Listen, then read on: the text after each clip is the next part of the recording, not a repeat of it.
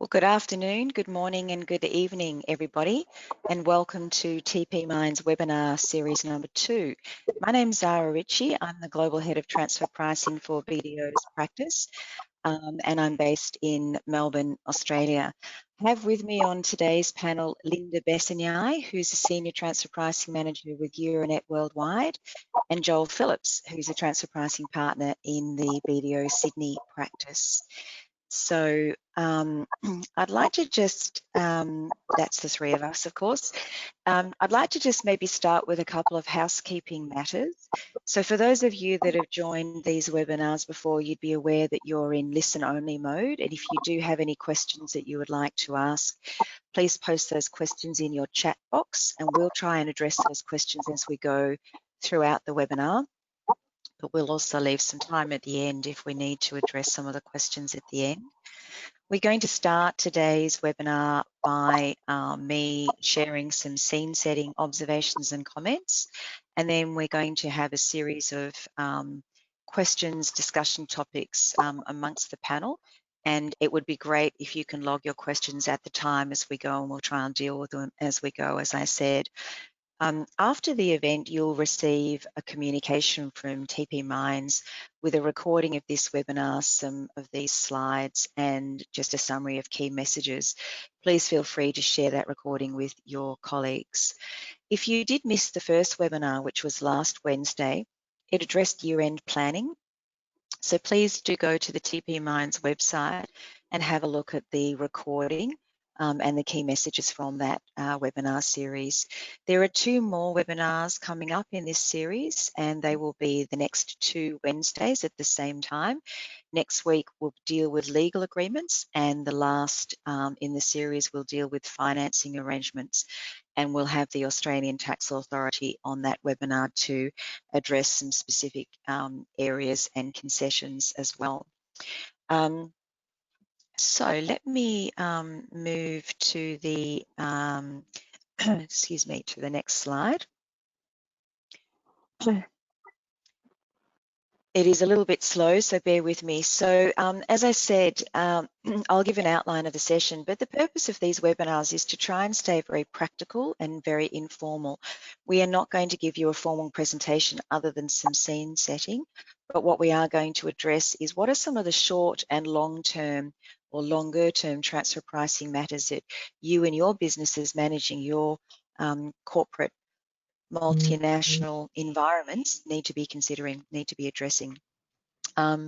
So we have, as I said, a mixed panel with some experience from the corporate environment, and Joel, who is advising clients every day of the week, but also Joel has a corporate background as well.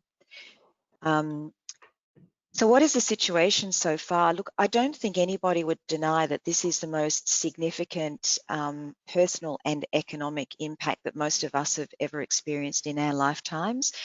For those of you like me who are old enough to have felt the GFC many years ago, this is different. You know, this clearly impacts every country, every person in a very personal way, but also every industry or every business in some way, shape or form.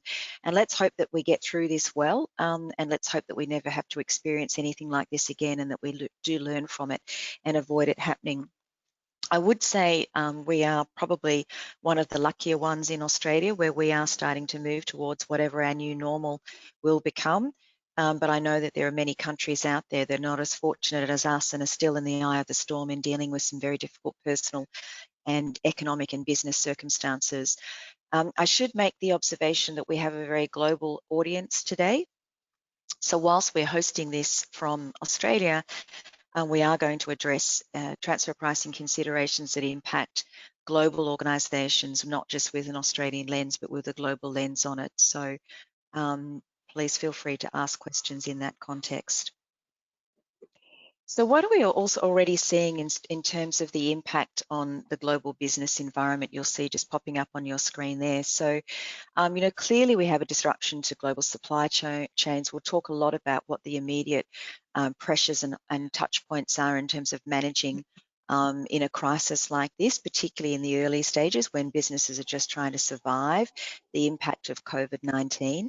Many different changes across your organisations where workforces are impacted in terms of travel arrangements, changes to existing processes. Probably everybody is still working remotely, other than a few small numbers that have gone back into their offices physically. And of course, a very strong business impact in terms of demand, supply, etc. And we'll talk about some of the commercial considerations and how they overlay with transfer pricing. In discussions we're having with our clients, we're sort of really carving this into three, I guess, phases. The first phase we would say is really surviving and reacting to the COVID-19 impact, and how does that impact your business, and what are some of the strategies that you need to have in place to survive the immediate impacts of COVID-19. The second stage, hopefully some businesses are starting to already move into that, is where you want to be able to maintain a level of resilience so that you could ride the wave, the COVID-19 wave, as long as you need to before you come out the other end. None of us really know how long or how wide this impact is going to be.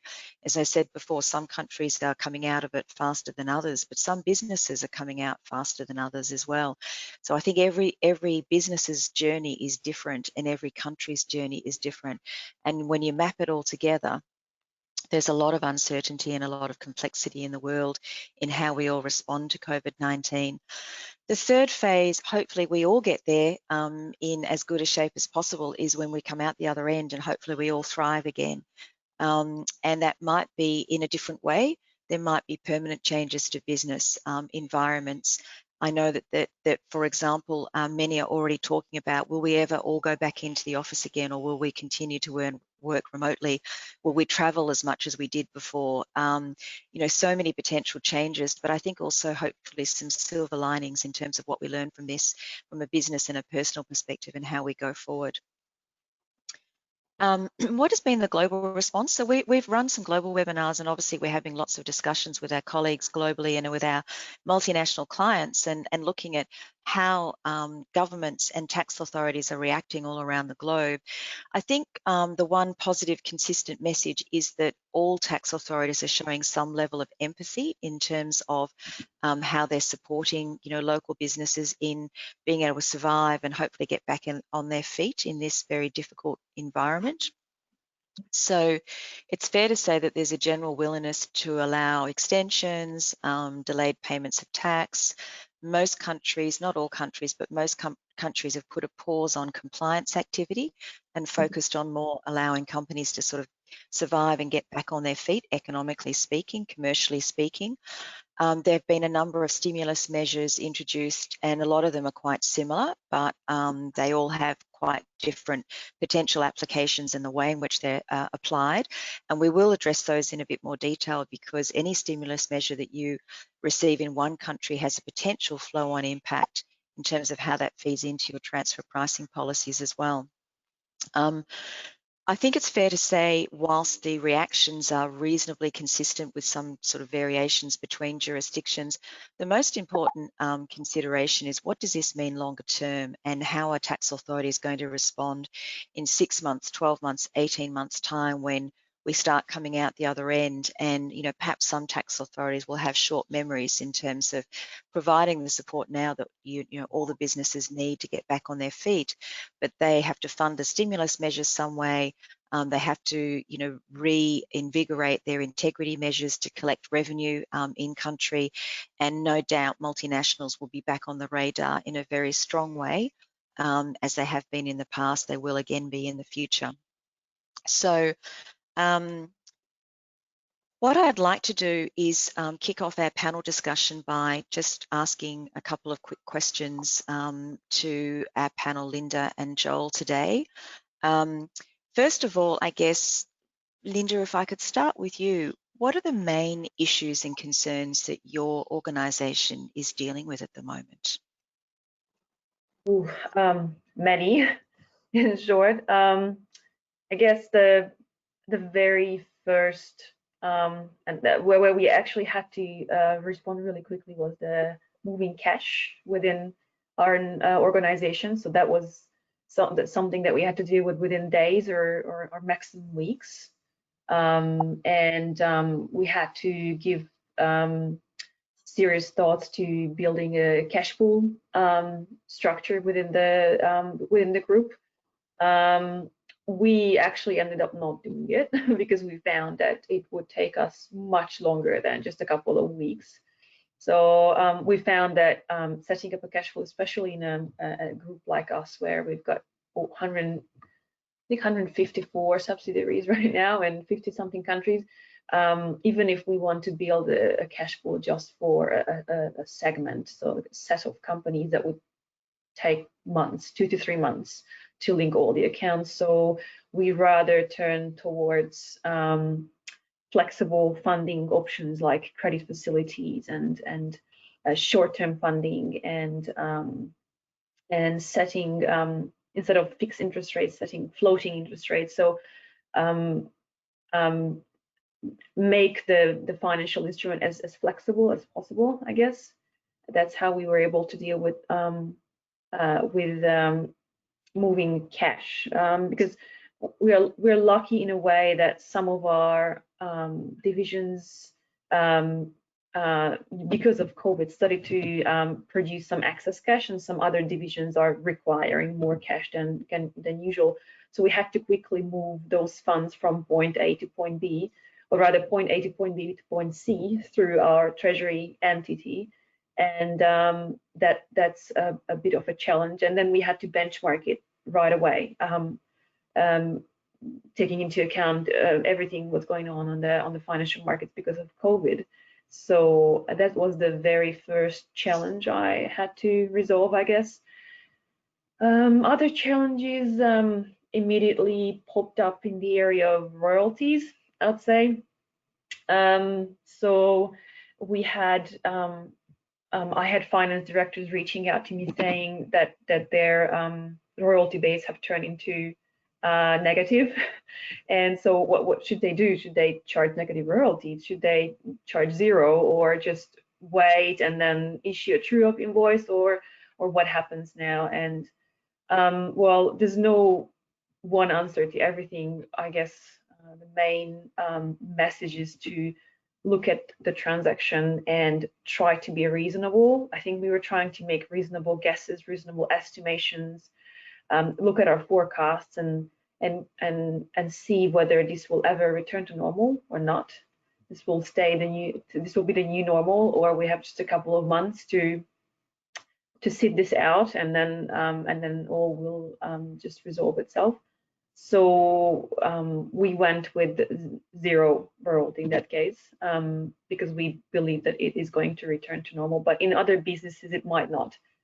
And I guess that would be a separate discussion and consideration. I might change the base of the royalty in that case.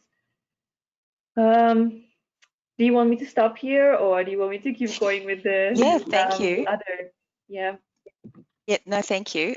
Sorry, I'm not sure if my sound is clear. I'm getting a little bit of feedback at my end. No, thank you for that. I think that Linda, it draws out the fact that, to your point with the funding and also with the royalties, different countries are in different stages economically, and I suppose the phase at which COVID-19 is impacting. So there isn't really, I think what you're also saying is there isn't really a sort of a one patch fix all, because you have to really address it, you know, country by country, transaction by transaction, business by business. Maybe Joel, can I ask you, are these similar discussions you're having with your clients? Anything else that pops out as being sort of a top 3 priority? Yeah, thanks, Sarah. I think the message is reasonably consistent with Linda's. The discussion of cash is paramount. So most clients that are affected by COVID, and I use those words quite carefully, are very focused on cash. So if they've got an economic downturn, or they're seeing a reduction in profits, or they have functions that are effectively sitting idle and they need to meet certain cost structures, then cash is paramount. What's really interesting though, and I refer to some of the points that Linda made, is it really does depend, and yourself of course, it really does depend on, you know, which country you're in, how much you're affected, but also very much depends on the industry as well. I had one example of a client that's that actually focuses on tourist ATMs. And of course, with respect to tourist ATMs that are non-branded and specifically designed for people traveling, you can imagine that function's doing very poorly. But the other division of their business was online gaming, and they have a 600% growth rate since COVID-19. So everybody's affected differently. For those that are affected poorly, though, yeah, cash is absolutely key, and it's the quick cash. So we're getting a lot of clients that are coming to us and they've actually already transferred the cash without any thought of the consequences of that, because it is really just a matter of surviving, keeping the business alive. And so it's a matter of helping them with the tax risk or consequences that come out of that, and making sure that they have looked at that properly. And of course we have a range that are looking to move cash, and then looking how to best manage those. And they, as we well know, with cash, it comes as a form of equity. Or you can use capital such as lending, and the various different instruments that Linda was referring to are very, very prominent in our clients as well. I had one that literally was looking to use a cash pooling system such as Linda mentioned, and it was proving far too difficult and taking too long. And so looking for short-term fixes such as short-term loan instruments was a solution that they identified, making sure that they're short-term, giving the options in for longer term strategies to be applied, because we all know that that can have some serious consequences with respect to withholding taxes, as well as non-deductibility under thin capitalization rules, and etc. So it's not something that should be put in place without due consideration, and certainly over the long term then there's greater consideration necessary. The other thing I just could mention quickly is that in looking at cash, often discussion then moves to transfer pricing policy. And clients are very interested as with respect to their current policies, whether they're appropriate under the current regime. And that can prove a very interesting discussion, because it is very much dependent on the facts and circumstances, and needs to be determined on a case-by-case basis.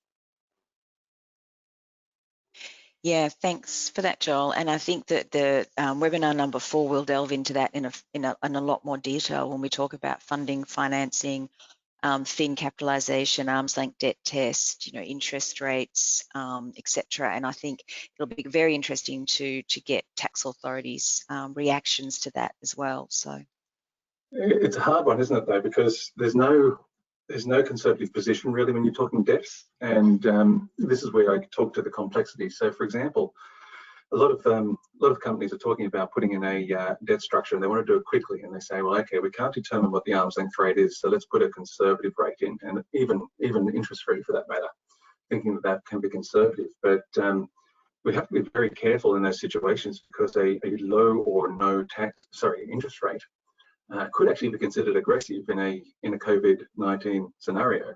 So let's take a situation where you've got the local subsidiary that is going to be in losses this year, and could very well be in losses for years to come.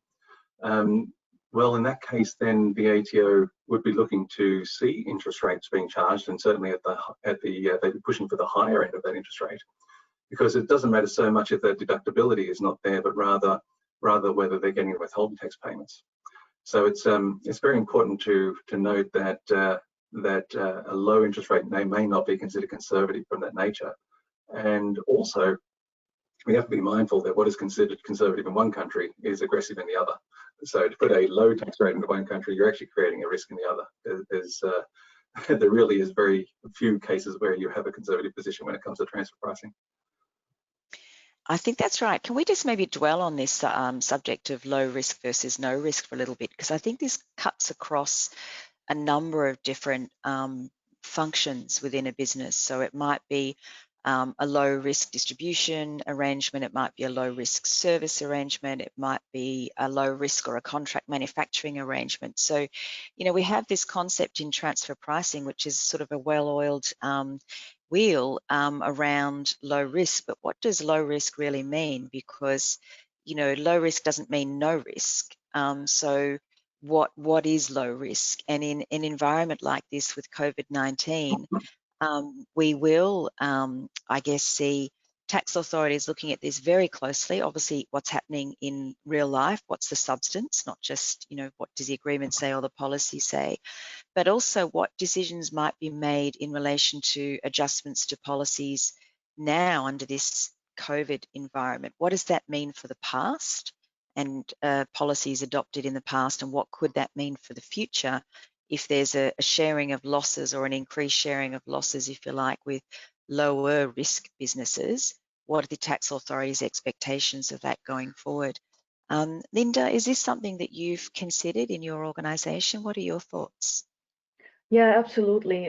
This is a very typical problem for us because we mostly have low risk service provisions. So 95% of the cases, one entity is the routine service provider where we have a cost base, we add the markup, whatever that cost base is, whether it's making losses or making profits for the recipient of the service.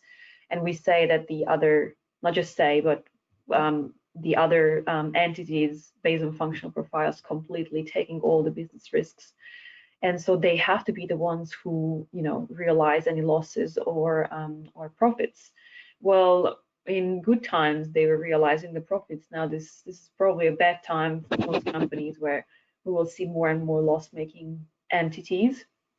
And fortunately or unfortunately, that's how it is. That's what business risk means, and that's what so we never know what comes. And so the tax authorities in those countries where we have the service provider will absolutely expect us to push any loss or increased cost onto the full business risk entity. And obviously the other tax authority will not like that, but there's no other way of going about this. And we had similar issues and audits around this topic prior to COVID already, and it was very, very hard to convince the authority where we realized the losses, but eventually we did. It was difficult and it was going on for a while, but they put their hands up eventually, and so that's the route that I go down every time. And what do you think, so just picking up on that example, Linda, what do you think was the real trigger in convincing the tax authorities to accept the position? Was there anything in particular that stood out? Yes, absolutely. There are very typical questions from, and I see that from many authorities, typically around decision-making, negotiations, and who signs the third-party contracts. This seems to be a never-ending story, and it's one thing that we perfectly presented everything, and we presented the facts and reflected reality in our transfer pricing documentation, but it wasn't enough for them. So they went further and they said, I do not believe you. It proved that this is how it happened, proved that the decision was made by this and this entity or this and this managing director. And the key to our success in many cases was internal business emails, memos, meeting presentations, itineraries. So all those things that you see in the transfer pricing OECD guidelines that should be saved as a supportive documentation, that actually happened to us in many countries that they were requested. So I would, if I can give one advice to the audience, that would be that. So start saving your emails, because especially if there are any, special situation or the strategy or the decision making or the powers change throughout COVID, you have to document that. You have to be able to prove what's changed, or if it didn't change, you have to be able to prove that as well. So I always try to work with the local teams to make sure we are prepared for audits. Thanks, Linda. Joel, any additional comments you'd like to add? Yeah, absolutely. So I come from two perspectives here. So I've in my corporate life, I was in the same situation as Linda and had very, very similar experiences in defending audits and seeing the same thing, of course, in BDO. But in particular, it's worthwhile just drilling down a little bit on that documentational support, as well as evidence as a wider concept, because that's what really makes a difference in an audit and under scrutiny. And it's all part of a wider governance structure. So I know a lot of entities, they'll put TP transfer pricing documentation together and think the job's done. But what's very important is that that the entity is fully aware of its commercial arrangements, and that those commercial arrangements are actually being followed. So you might find that there is a restructure, but then that restructure might not have been fully implemented, so to speak. So it's very important to understand what's occurred, and especially in a COVID-19 scenario where people are being very fluid and maybe without as many controls as normal. Understanding that commercial relationship and how that affects the substance of the arrangement is paramount. Leading that then into understanding that, and then documenting it accordingly within your transfer pricing document. Absolutely paramount and key focus of the ATO, as well as other tax authorities. Legal agreements must be aligned. So, for example, there'll be certain arrangements that entities will have, and those legal agreements will be in place. One, they need to be obviously in line with the policies and the commercial arrangements. But if they're changing as a result of COVID, then they need to change with them. Otherwise, there can be significant financial detriment, because it gives the tax authority the chance to look at and take the legal agreement, and then you need to move away from that if that's to benefit to you. But then most importantly is that around that other proof, and we had similar experiences to Linda. So we had tax authorities that requested emails. We had leadership team meeting minutes, which helped a lot. We even had experiences in the US when they were trying to come up with a position on a permanent establishment arrangement, where they literally tracked the border entry rates of our staff in the corporate environment, to see whether they can create an argument about regular attendance and a fixed place of business. And of course, having all that available at the right time is paramount, because those sorts of things are on people's laptops, and if they're not collected throughout the year, then they're gone. And 5 years later, when you have your audit, you've got very little chance of pulling those together. So having a governance structure to pull that information together, in particularly at the time that the change occurs, which arguably is now with COVID, is paramount. Thanks, Joel. I think that you've raised some interesting observations there, or points there. I'd like to just drill down on a couple of them. We will come back to legal agreements in next week's webinar, and I think that's a really important point you raised. What is in the legal agreement, and how does that reconcile with what's actually happening in practice? And I think that also leads to the importance of actually treating legal agreements and policies very carefully when you put them in place. I think sometimes businesses think, yeah, well, I need to have a legal agreement, I need to document it, so I'll quickly put something together, because that's a starting point for tax authorities. It's an important starting point, but you get into all sorts of trouble where what's actually happening in practice is not reflected in the legal agreement, and vice versa. So, what comes first? It's the chicken and the egg, and I think these things can really cause an unnecessary distraction when tax authorities are looking at your transfer pricing arrangements. So be very, very careful with legal agreements. So we'll delve into that more deeply next week. So tune in next week. The other, a couple of other points you raised. One about the length the tax authorities will go to in actually, I suppose, establishing their position. So, looking at emails, looking at press releases, looking at passports, stamps, and, seeing, where people were. Looking at LinkedIn descriptions, and when you say, well, my role is X, but in the transfer pricing analysis it says it's something quite different. So we have to be very wary that there are a lot of very sophisticated and capable tax authorities out there that are going to be very closely looking at what you're saying and what you're doing, and what the evidence is to establish that position. And so maybe with that in mind, for me, there's a very significant conflict here, because in a COVID-19 environment, when businesses are doing it tough,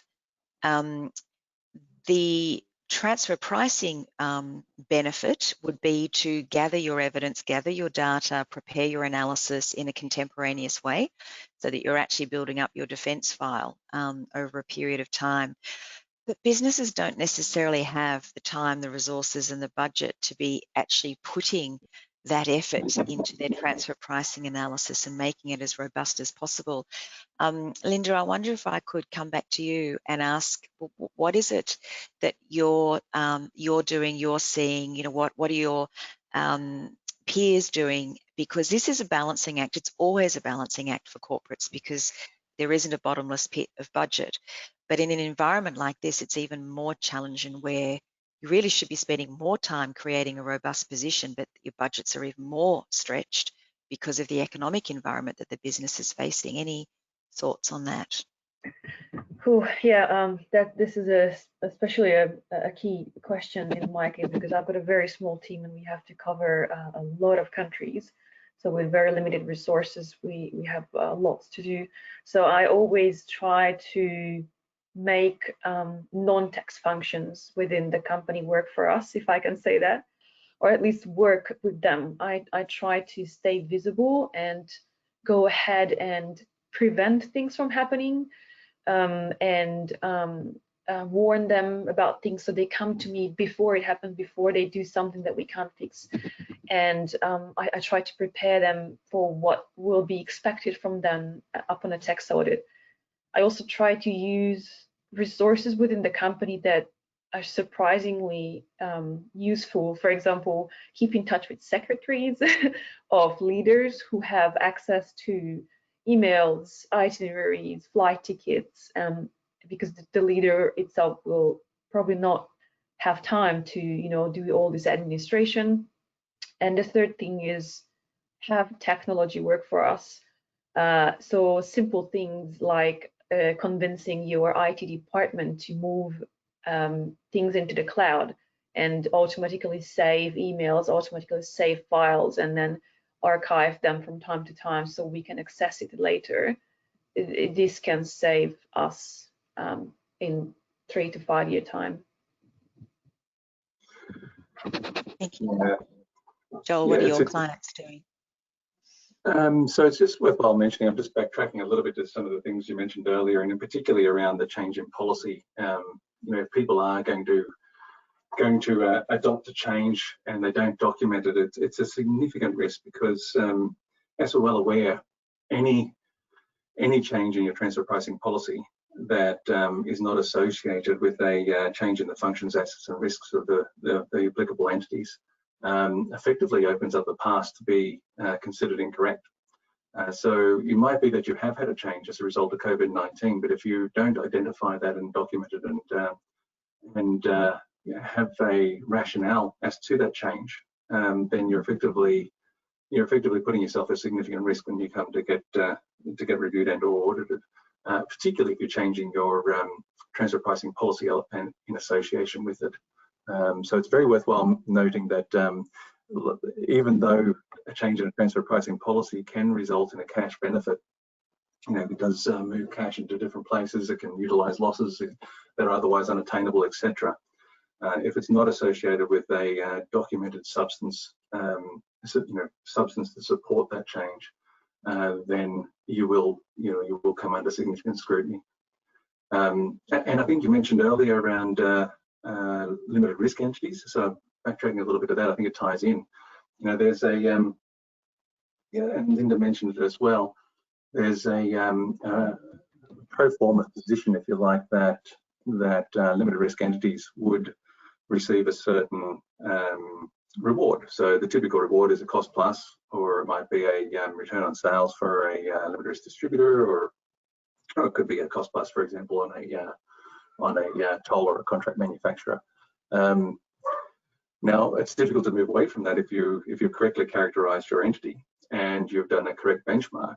Now, it's worthwhile looking to see whether you have correctly characterized that entity. And I think you mentioned it earlier, Zara, that low risk is not no risk, and every analysis needs to be looked at to see whether you could apply your OECD six-step risk analysis and determine whether it is actually appropriately characterized. And that may give you that opportunity then to look for a different comparable set. But without that, you do have to be very careful, and it has long-lasting effects both in the future and obviously in the past.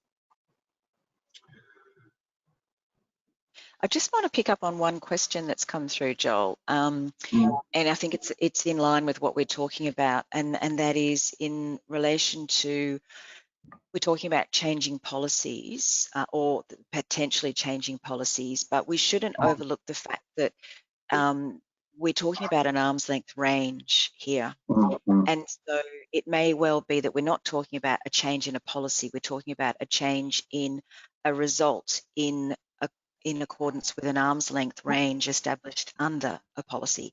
So yeah, I think we just need to be sort of cautious and conscious of the words we use in talking about the impact of COVID-19, because you might well be a limited risk distributor and you're earning between 2 and 5%. And as a result of COVID-19, you might be at the sort of 2% end, or, at the very bottom of the range. And that might be consistent with what other industries are deriving, in this environment, or it might be less, of course, than the other industry. But that's not a change in policy. That's a change in the outcome in the range that's applied in relation to that policy. So just thought I'd clarify that. Yep, and and there's a distinct rationale there as well, isn't there? So, obviously, with respect to these return on sale transfer pricing policies and the pricing mechanisms involved, the entities that are related parties have a reasonable capability to manipulate the outcome and can effectively hit the upper end or lower end of the interquartile range.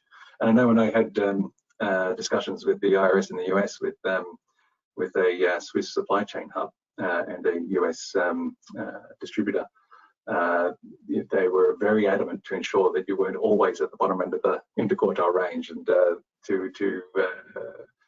negotiations that we have with them was that effectively had to be the midpoint. But in situations where we are now, it raises another question, because obviously the OECD say it's arm's length when it's in the interquartile range, but certainly we know that industries that are affected are going to have comparable outcomes that are going to be much lower in the current year.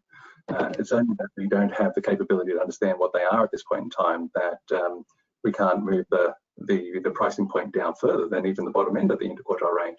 So it's certainly one option to move to the lower end of that interquartile range with your current comparables and justify that through that actual economic environment that we're seeing. Thanks, Joel. There's another question that's come through asking whether we've seen the end of the current approach to transfer pricing documentation. Do we need to be preparing an annual defence file to support TP docs rather than wait until a questionnaire is received, or I guess wait until the end of the year?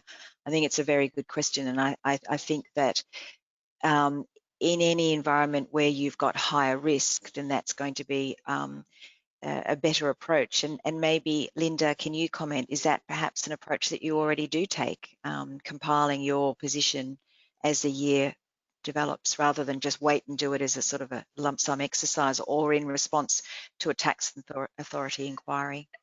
It depends on the transaction. So as I said, there are certain types of transactions where we have to act quickly, and I absolutely would not wait, not even a quarter, let alone till the end of the financial year. But for transaction types where things are moving slower, like the cost plus, and we still don't know how to benchmark ourselves or what's happening with other actors on the market, where are we within the range right now within our own margin or markup. With those transactions, I'm trying to wait as long as I can until I have a grounds for a reasonable decision, I would say. And I think also there are some jurisdictions, and perhaps this is not the case for all audience members, but there are some jurisdictions where you must have transfer pricing documentation prepared before you lodge your tax return, otherwise you don't have penalty mitigation. So in the event of an adjustment proposed by a tax authority, if you don't have that transfer pricing documentation completed, then you're exposed to penalties. So I think that's another reason why you might have to consider your material transactions, your risk, and prepare based on that.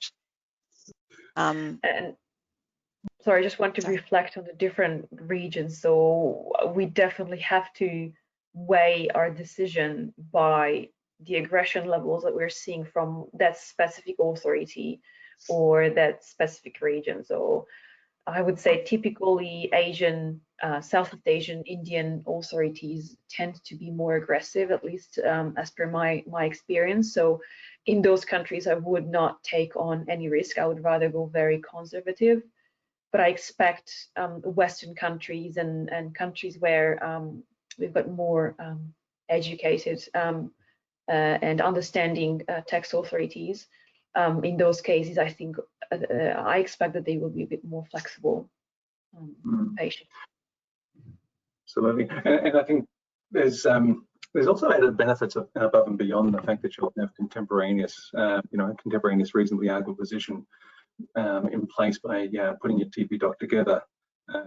It also is a great conduit to start discussions around potential exceptional items that might occur throughout the year, and particularly those that you might see in a COVID-19 scenario. So we talked about limited risk entities, and a contract manufacturer or a toll manufacturer might be a perfect example. When you do have a scenario like that with a regional supply chain company, for example, and you do have downtime, or you might even have restructuring costs or redundancy costs and the like. It's important, not just simply to apply the standard cost plus that you might otherwise at whatever PLI you're using to reward that entity if you've got these exceptional items, but rather it gives you a chance to dig into those items and see who actually had the accountability and the financial capacity to bear those risks and make decisions around those risks. And a very good example is if you've got you've got downtime, you've got significant excess capacity in your manufactured units across your region. Well, it's the person in that supply chain hub that will make the decision around the the shutting down of lines or potentially even factories, and the associated costs around redundancies and restructuring should arguably be borne by the supply chain hub. So it's important to look out and draw out all those individual exceptional items and see if they're being appropriately treated in these types of arrangements. I think you're right. It comes back to Linda's point before, because the devil's in the detail. If you actually look at how the business is operating, who's making decisions, that's going to be critical because, if it's a limited risk distributor, but they're in complete control of what they do and how they do it and decisions that they make, then, perhaps that raises a question mark as to how much risk they actually are responsible for, or how much is in their control. So, yeah, I agree. Look, there's another question that's come through, which I think changes the direction a little bit, but I think it's a positive direction. So the question is along the lines of where an operating business has not had a disruption as a result of COVID-19. So might be one of the luckier ones where it's making good profits, but then it might be a standout in terms of its industry or the environment that it's operating in where everyone else is not making money. So do you continue to give that business the same operating margin? Do you adjust the margin based on what's happening in the environment around? Obviously, there aren't any comparables available at that time, but when the comparable data comes through down the track and you're looking back, that business might very well look like it's sort of sitting above the interquartile range because it actually has ridden the wave pretty well. So any suggestions, any comments in response to that? Again, depends. So we can try and benchmark within a couple of months against private companies who start filing their financial results pretty quickly, and it's available on the web. And yes, we might be at the top of the range, but we still can take a look at the industry and adjust. So maybe just not be at the maximum or not at the very top of the range, but stay between the median and the upper quartile.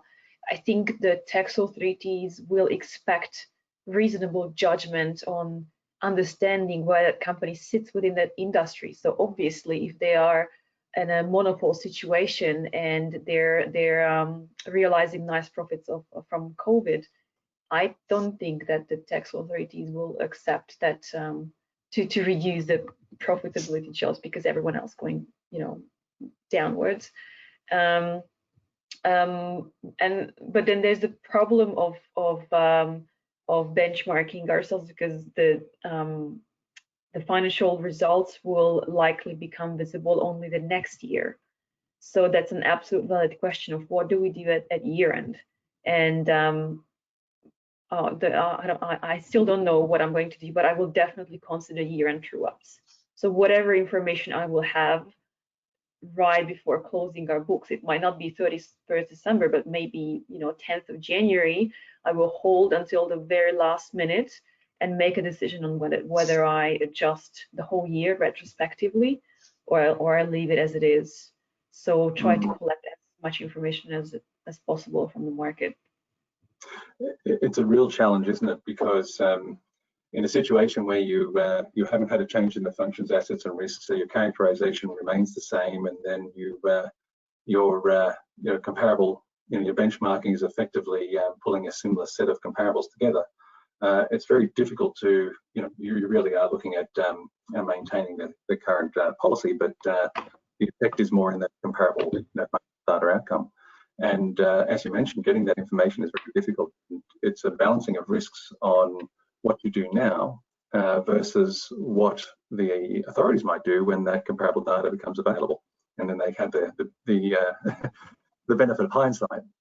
So it is a balancing of risks. So but to reduce that risk, it's all about making sure that you look for third-party data that's available. And you mentioned some great opportunities there, and look if there's any capability of identifying forecasts of your comparables, or as Zara mentioned, you could use the top of the interquartile range that you currently have as a hedging of your risk position, or you could look for do you have transactions with third parties yourself that you can identify your own gross margin analysis, for example, under resale minus. There's a range of opportunities, and it once again depends on the particular facts and circumstances.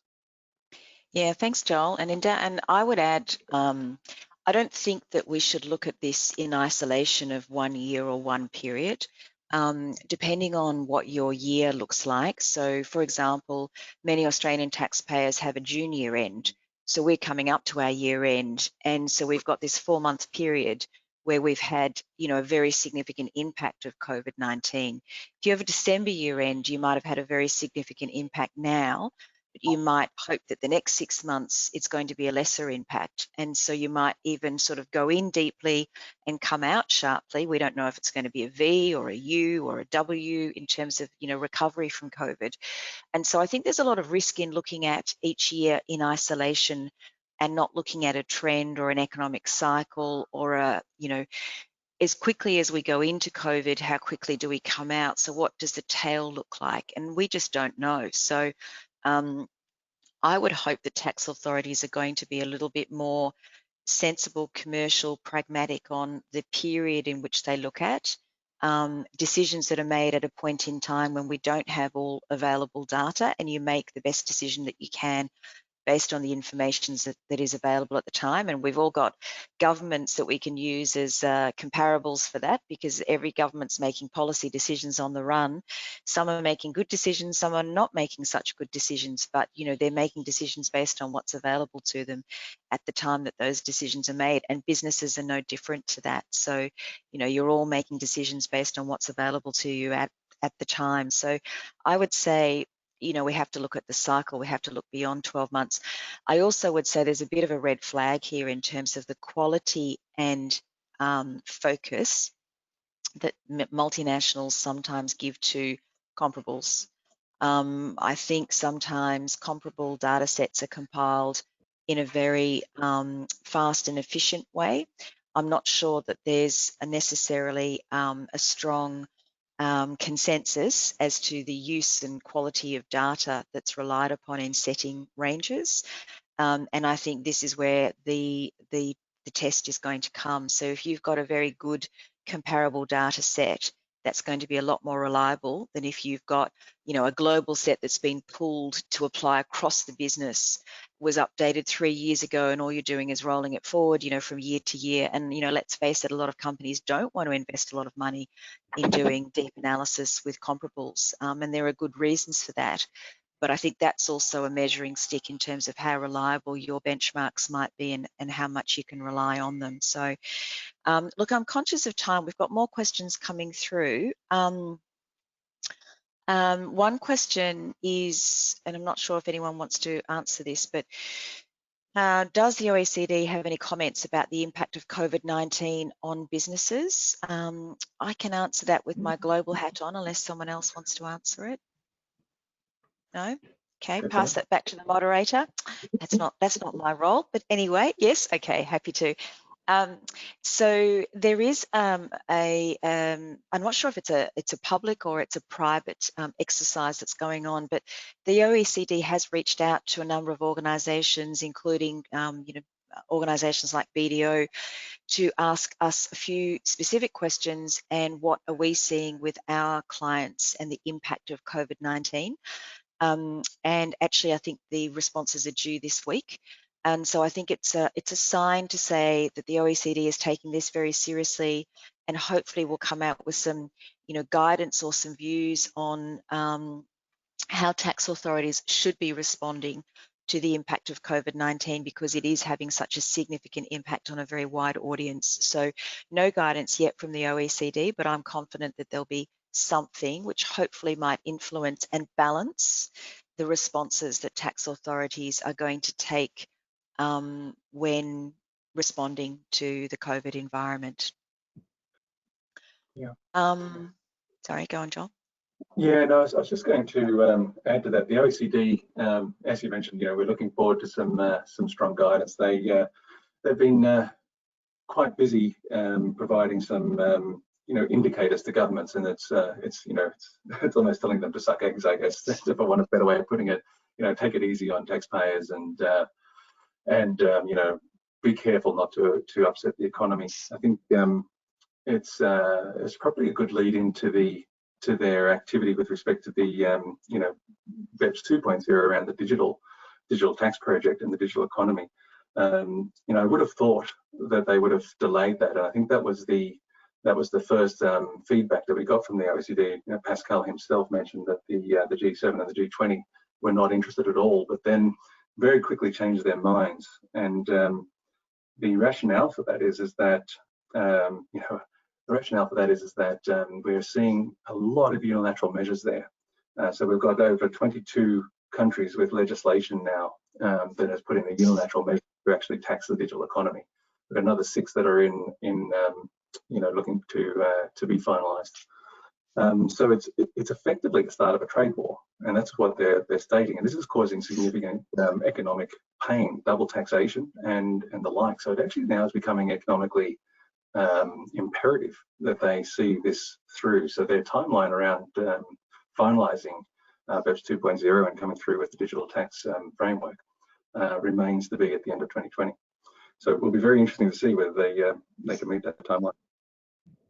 Yeah, and I think that there's a lot of pressure from the economies that will benefit from a digital tax.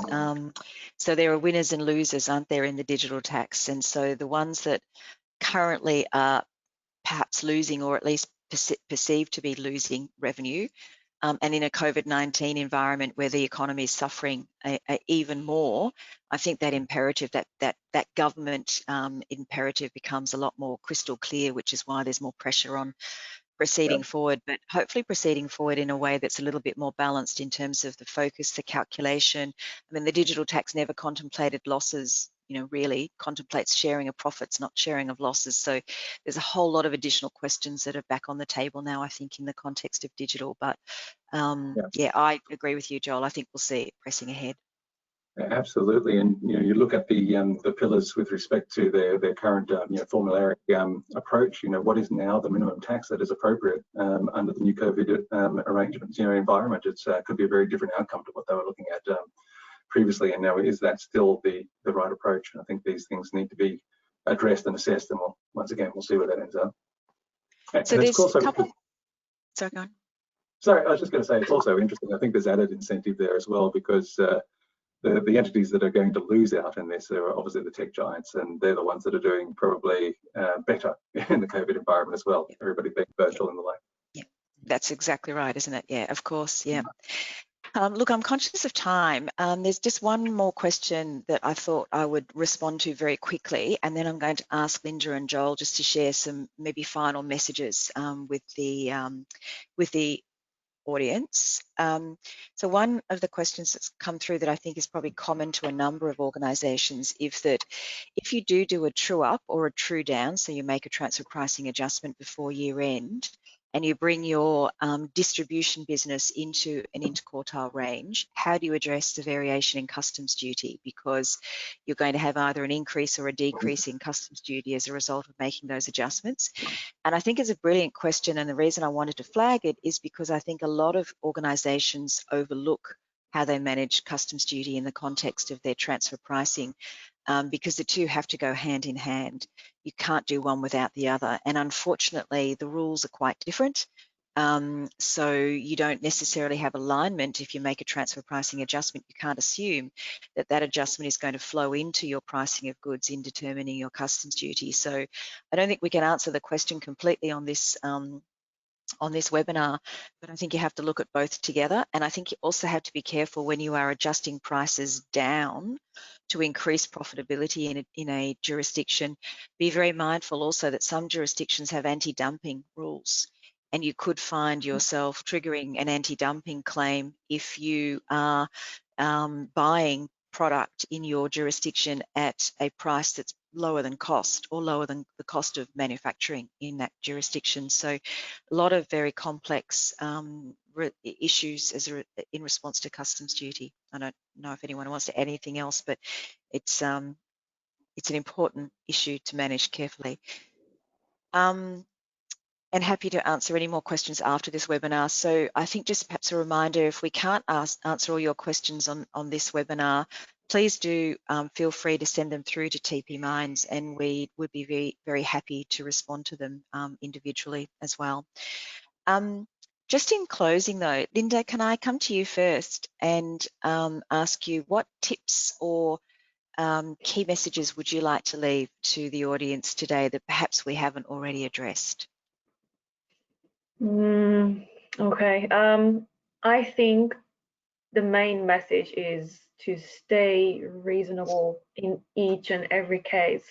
Welcome and use the supportive measures and the flexibility that the tax authorities are offering, but do not take advantage of it. So we should not expect that just because there's COVID, then they will look away and will not expect us to pay tax. So yes, make reasonable guesses, stay on reasonable grounds, support your decisions or that change within the interquartile range, but don't go aggressive.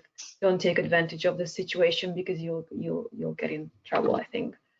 I think what we haven't mentioned, and I will absolutely consider it in practice, is if I feel like I am not comfortable with the decisions that I had to make by the end of financial year, and I'm quite lucky because we've got a December 31 year, and a lot of Australian companies are not that lucky. I think we should not forget that we still have a couple of months after we close the books to make tax adjustments. And even when we file their tax return, I know it's not comfortable for anyone, but we can open it up. And I always, if the volumes are big, I would go and open up periods that need to be opened up if we believe that we made something, we made a bad decision. I would absolutely, whenever I have the amount of information to make the decision, I would go back and fix it. Thank you. Okay. And maybe work together with the finance teams. That would be my last message. It's very important in everything to work together with them because it's all interrelated. The COVID measures, the financing impact, the accounting impact, the thin capitalization, the tax and the transfer pricing, it's all related, and we have to work together to get it right. Absolutely, agree with all of that. Anything more that you can add, Joel, or does that says it all? I'd just say quickly that we are in an environment that we've never experienced before, and there's going to be a lot of change. Corporates will have to react, and we are going to see change to the substance between entities and between countries. There's going to be winners and losers out of that, and it's very important that taxpayers are on top of that and have aware and document accordingly. I think that's ever more important because even though I think that tax authorities are being kind and lenient now with respect to their scrutiny and application. I think that's going to change as it did after the GFC, when the tax base starts to dry up, and we're going to see less money available for infrastructure. And I think that then the ATO and other tax authorities are going to be under a lot of pressure to increase their takings. Yeah, thank you. I agree with that. I think there is a lot of pressure. There will be a lot more pressure on tax authorities to check whether companies have taken advantage, to Linda's point, taken advantage of, well, this is because of COVID. Well, they're going to dig behind that and establish whether, yes, is it because of COVID? I think the other interesting development is, and I don't know if it's reached all of the papers around the world, but there was something in our papers this week in relation to one very large multinational that had benefited from a number of the government stimulus measures in different jurisdictions, expecting that they were going to do very poorly as a result of COVID-19. And I won't mention their name, but many of you will know who I'm talking about. But in actual fact, they did very well, or they are doing very well in the context of COVID. And so they've made a decision to hand back some of those stimulus benefits that they derived in different jurisdictions. So we haven't talked in any depth on stimulus measures, but I think that that's an important message as well, and it links with what Linda said, you know, intentionally or unintentionally try not to take advantage of measures that are put in place to support organisations that are suffering because of COVID-19. Because if the market perceives or community perceives that you are doing the wrong thing, and multinationals know that there's always been a lot of moral debate out there about doing the right or the wrong thing, but just be very careful with that corporate reputational risk and brand risk that can come with it if you unintentionally do something that turns out to be perhaps challenged. Look, I'd like to draw it to a close because I'm conscious of the time. Thank you, everybody, for your attendance today. Just a reminder that there are 2 more TP Minds webinars next Wednesday and the Wednesday after at the same time. If you are able to join to talk about legal agreements and financing, please do. We'd love to have you on. But in the meantime, I'd like to say a huge thank you to Linda and Joel for today's webinar and being part of the panel. Thank you to our audience for joining. Thank you, and wish everybody a good day, a good evening, and goodbye. So thank you very much. Bye-bye, everybody. Bye, everyone. Goodbye.